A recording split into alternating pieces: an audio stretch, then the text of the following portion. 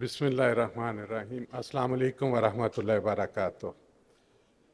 सबसे पहले तो मैं तहे दिल से शुक्रगुजार हूँ डॉक्टर तारिक मियाँ, डॉक्टर साजिद क़य्यूम साहब का कि ये एक अपॉर्चुनिटी है कि हम एक दूसरे से कुछ लर्न कर सकें, कुछ नई चीज़ें। जो टॉपिक मुझे दिया गया that is navigating the landscape of pain and regenerative medicine for family physicians. My disclosures, owner and CEO, Center for Pain and Regenerative Medicine at Farooq Hospital, DHA, Ifat Anwar Medical Complex. I'm heading World's first degree awarding institute, School of Pain and Regenerative Medicine at the University of Lahore.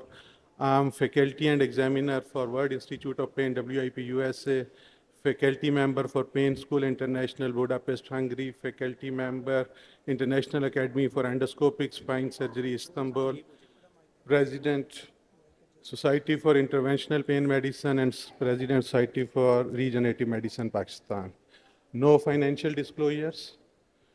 So before I start, I would like to welcome all of you to our 5th international conference to be held at Nishat Hotel, Lahore, World Pain and Regenerative Conference 2024. We would love to see you all there. Thank you. So there are a few questions I would like to ask. In a GP or family medicine clinic, how many patients you work with or every day you consult who suffer from pain? How many? So it's 50% in general. The stats say 67% of all the patient visits, कि जो 67% patient जो किसी भी health care facility पे जाते हैं, primary care से tertiary care या सुपर स्पेशलिटी में, 67% के जाने की वजह दर्द है. तो it is such a big problem. एक और जो सवाल है कि जी क्या हम अंडर ग्रेजुएट या पोस्ट ग्रेजुएट लेवल पे हमें क्या पेन एज ए सब्जेक्ट पढ़ाया गया? नेवर. तो 50-60% प्रैक्टिस हमारी एज फैमिली प्रैक्टिशनर लेवल भी और कंसल्टेंट लेवल पे तो इससे भी ज़्यादा. अगर हम ऑर्थोपीडिक्स की बात करें, रूमेटोलॉजिस्ट की बात करें, न्यूरोलॉजिस्ट की बात करें, फिजिकल मेडिसिन रिहैब की बात करें, तो वहाँ पे 80 से 90%, even for orthopaedician 99% practice is pain management. Were we ever taught multidisciplinary approach or multimodal approach? Never. Were we taught about the role and importance of biopsychosocial model for chronic pain management? Unfortunately not. So starting with what is pain. IASP, International Association for Study of Pain, defines pain as an unpleasant sensory and emotional response associated with actual or potential tissue damage or explained in terms of such damage. So it could be actual or it could be potential tissue damage.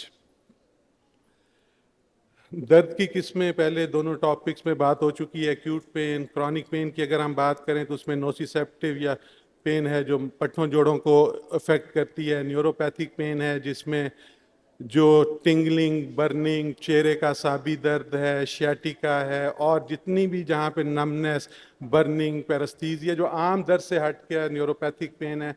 Mixed pen है जिसमें दोनों तरह के elements involve हैं.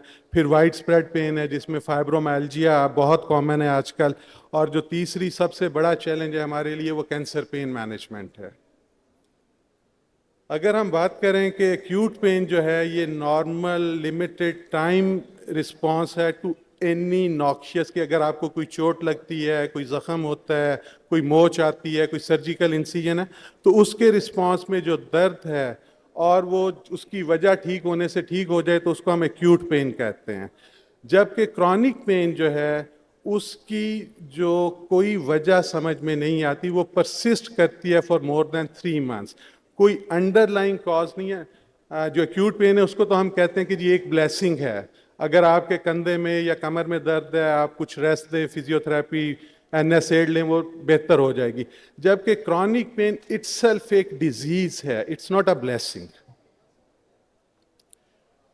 अगर हम बात करें क्रॉनिक पेन की तो कैंसर पेन है, नॉन कैंसर पेन है, नोसिसेप्टिव, न्यूरोपैथिक, वाइड स्प्रेड पेन. अब बात करते हैं पेन मैनेजमेंट की. जनरली क्या करते हैं आप लोग अगर पेशेंट पेन के साथ आता है, जैसे अभी अतीक बात कर रहे थे कमर दर्द के साथ आता है, तो नॉर्मली क्या एडवाइस करते हैं?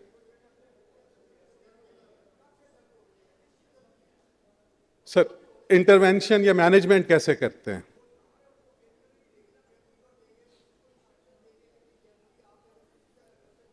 कितने लोग हैं जो एक्यूट पेन में रेस्ट एडवाइस करते हैं? प्लीज। जो एक्यूट पेन में पेशेंट से कहते हैं कि जी रेस्ट करें,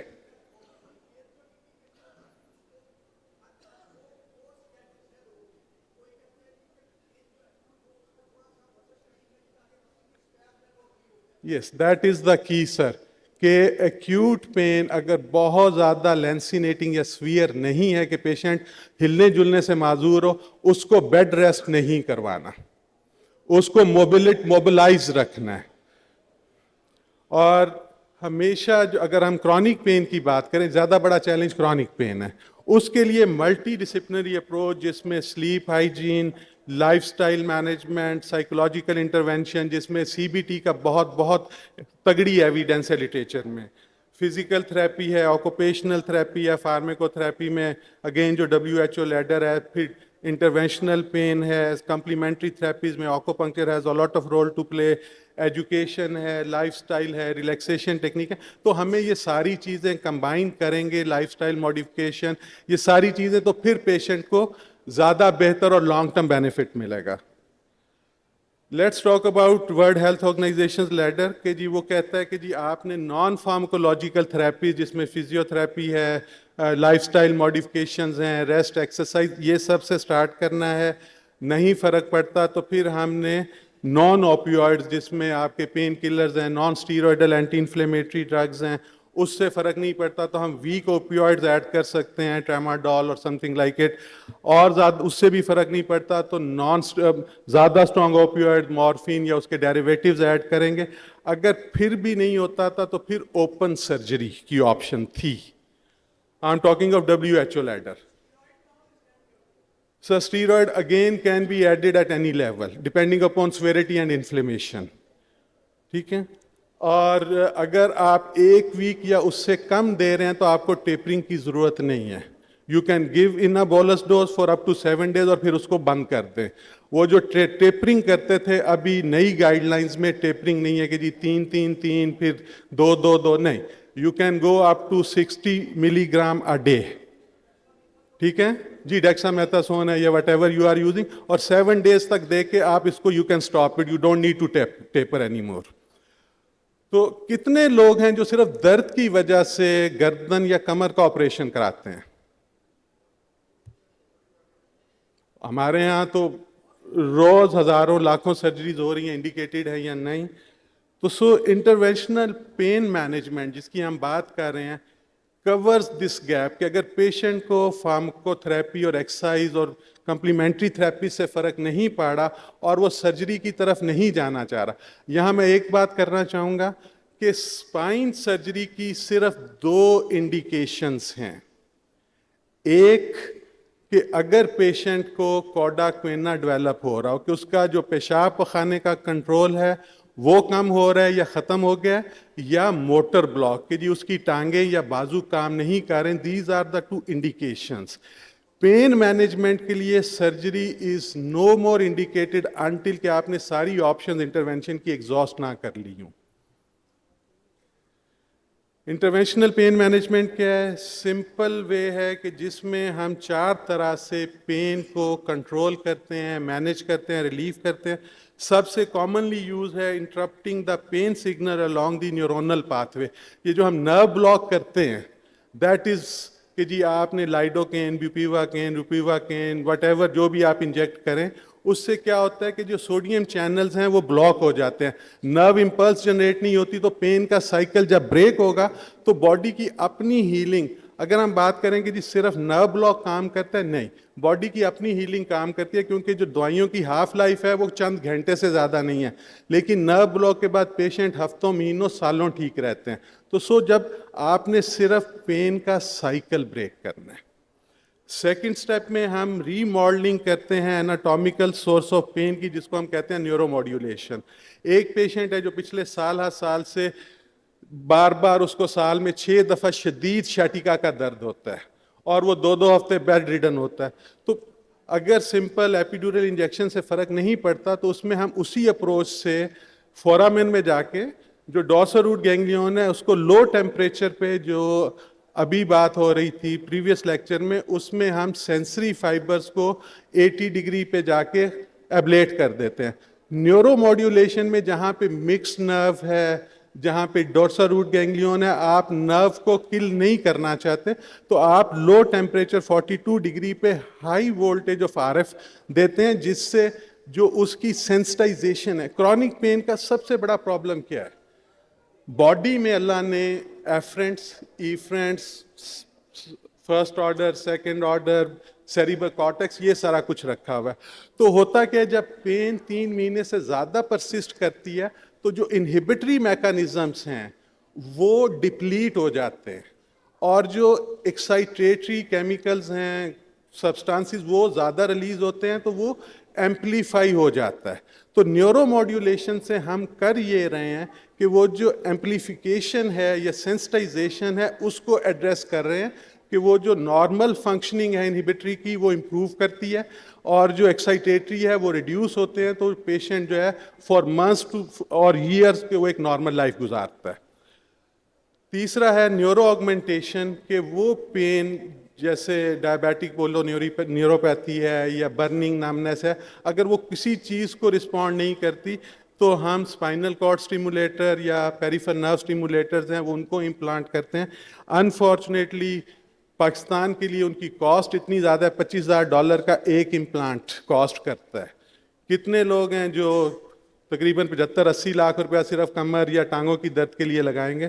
तो we have come up with, जिसको कहते हैं ना पंजाबी जुगाड़ नाल, कि हम उन्हीं चीज़ों को चंद हज़ार या less than 10% of the cost वो परफॉर्म करते हैं। फिर अनकंट्रोल्ड जो कैंसर पेन है, दुनिया में जो सबसे पुअरली मैनेज पेशेंट्स हैं वो कैंसर पेन के हैं। कि अगर हम अच्छे से अच्छे सेंटर्स की बात करें और अच्छे डेवलप्ड वर्ल्ड की बात करें, 35% ऑफ पेशेंट जिनको कैंसर पेन है वो प्रॉपरली एड्रेस नहीं होते। हमारे यहाँ क्या हालात होंगे? तो उन लोगों के लिए इम्प्लांटेबल ड्रग डिलीवरी सिस्टम्स हैं जिसमें मॉर्फिन के इम्प्लांट्स हैं, बैक्लोफेन है, वो इम्प्लांट करते हैं जो रिफिलेबल होते हैं और पेशेंट सालों पेन फ्री रहता है अगर उसकी लाइफ इतनी एक्सपेक्टेंसी है। Name any condition, slip disc है, रेडिकुलोपैथी है, स्टीनोसिस है, हर्निएशन है, सर्वाइकल में गर्दन से बाजू में दर्द जा रहा है, गर्दन से कंधे में दर्द जा रहा है, पूरे का पूरा आपका अपर बैक और ये सारा दर्द इन्वॉल्व है, नर्व पेन में ट्राइजेमिनल न्यूरैल्जिया है। जनरली आपने अपने प्रैक्टिस में ट्राइजेमिनल न्यूरैल्जिया के पेशेंट्स को ठीक होते देखा है? जनरली वो साल हर साल सोडियम वैल्पोरेट और वो ले रहे होते हैं और विद एवरी पासिंग ईयर और मंथ डोज भी इंक्रीज करती है और पेन की एपिसोड और इंटेंसिटी भी इंक्रीज कर रही होती है। इतना सीवियर दर्द है कि suicidal attempt after cluster headache, सबसे ज़्यादा जो सुइसाइड करता है वो ट्राइजेमिनल न्यूरैल्जिया का पेशेंट करता है। तो आपका रिफ्लेक्स सिंपैथेटिक CRPS है, पोस्ट हर्पेटिक इंटरकॉस्टल न्यूरैल्जिया है, डायबिटिक पोलीन्यूरोपैथी है, फैंटम लिम्ब पेन है। So all those nerve pains can be treated with minimally invasive procedures. Musculoskeletal pain में वाइड स्प्रेड फाइब्रोमेल्जिया है, सब कॉस्टल है, shoulder, arm, elbow, leg, knee, foot, any chronic pain. Facial में अगर हम बात करें, trigeminal है, एटिपिकल फेशियल पेन है, इंट्रैक्टेबल हेडेक्स हैं जिसमें मिग्रेन है, cluster, tension, cervicogenic, occipital neuralgia. कितने परसेंट पेशेंट हफ्ते में, कितने मिग्रेन हेडेक के पेशेंट आप देखते हैं?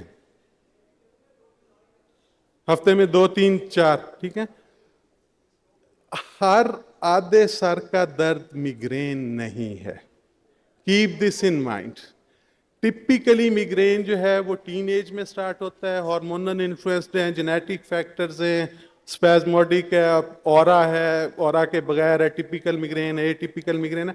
लेकिन अगर एक पेशेंट आपके पास आती है जो 50s में है, 60s में है और वो आपको हिस्ट्री देती है टिपिकली कि जी पिछले 3 साल से दर्द है, आधे सर में होता है, हर चौथे दिन होता है, तो that would not be migraine.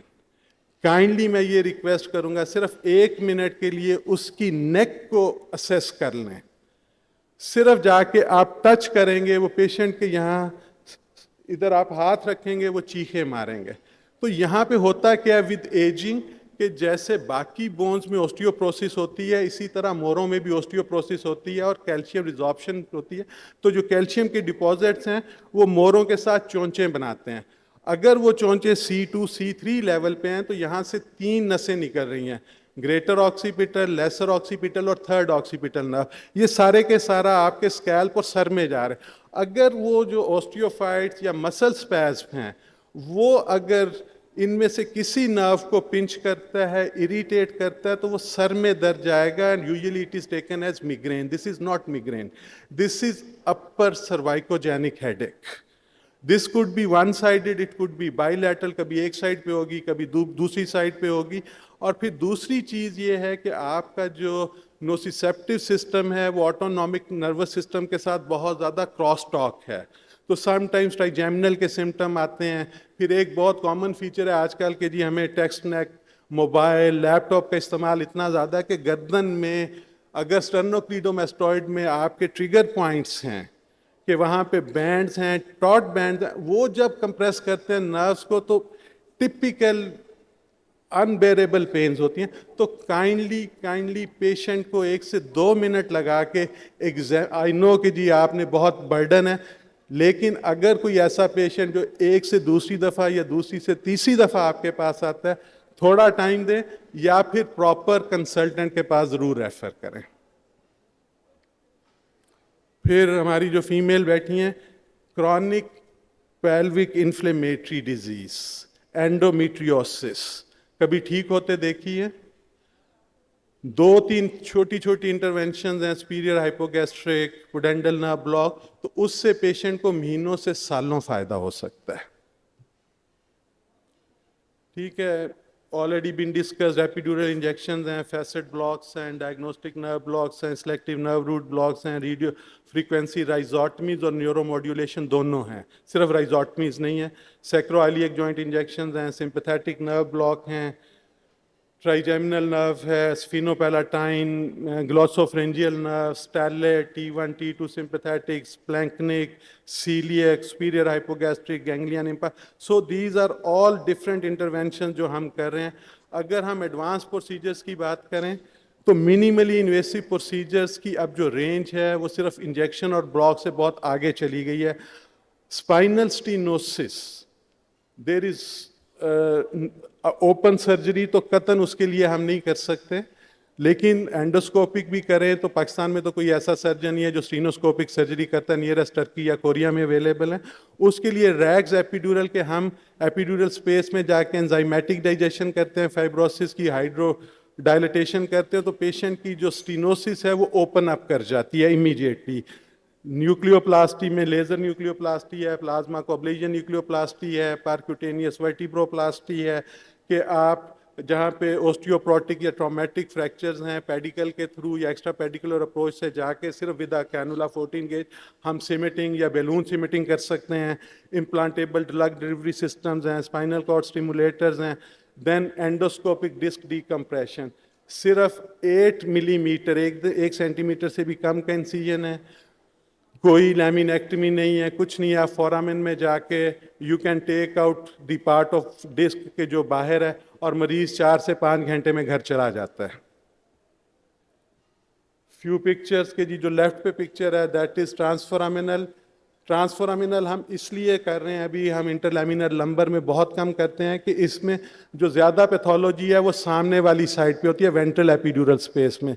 तो जब हम ट्रांसफोरामिनल से जाते हैं तो हमारी 90% जो मेडिसन है वो वेंट्रल एपिड्यूरल स्पेस में जाती है, इंटरलैमिनर के साथ ये नहीं होता। तो सो ट्रीटमेंट ऑफ चॉइस के जी आप टारगेटेड वहाँ पे थोड़ी मेडिसन दें, टारगेटेड दें, और जो वहाँ पे पैथोलॉजी है सर्वाइकल में still treatment of choice in interlaminar, क्योंकि ट्रांसफोरामिनल में देयर हैव बीन रिपोर्टेड कि वर्टिब्रल आर्टरी में जाके इंजेक्शन हो गया। तो so we try to avoid transforaminal. Caudal epidural बहुत कॉमनली होता है।